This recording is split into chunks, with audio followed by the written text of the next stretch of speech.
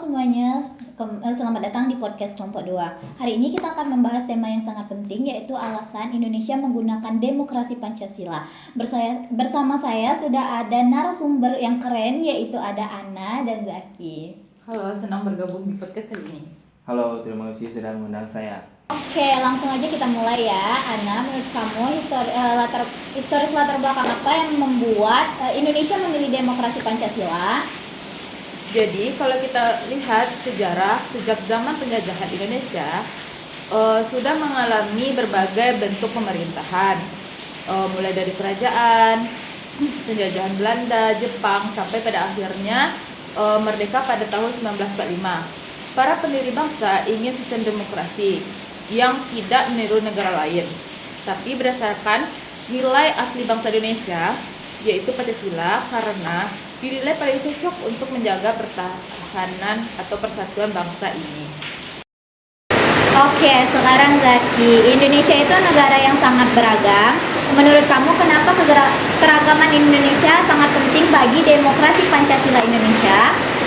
Betul, Indonesia punya 1.300 suku, 6 agama besar dan ribuan budaya.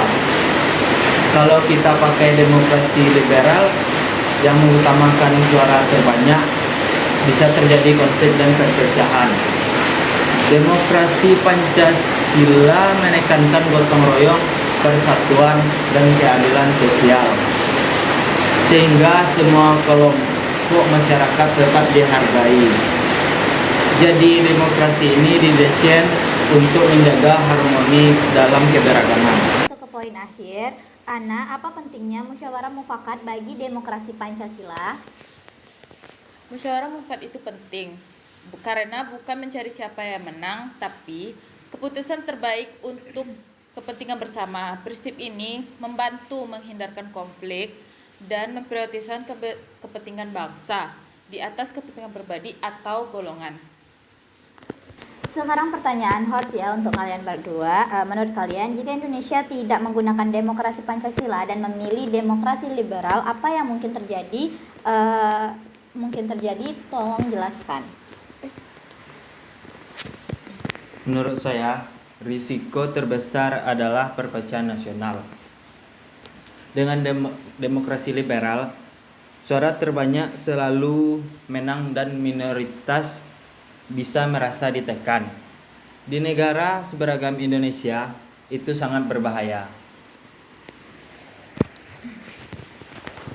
Saya setuju. Selain itu, bisa muncul konflik antar kelompok, politik uang, pertahanan kekuasaan yang ekstrim, dan hilangnya nilai kekeluargaan. Jadi demokrasi Pancasila ini sebenarnya solusi terbaik untuk kondisi Indonesia ini. Terima kasih Ana dan Zaki untuk penjelasan yang sangat luar biasa. Jadi kesimpulannya, Indonesia memilih demokrasi Pancasila karena sesuai dengan sejarah.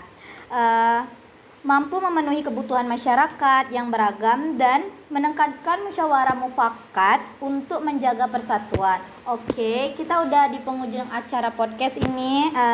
Sampai jumpa di episode berikutnya. Semangat belajar dan cinta tanah air. Dadah. Bye.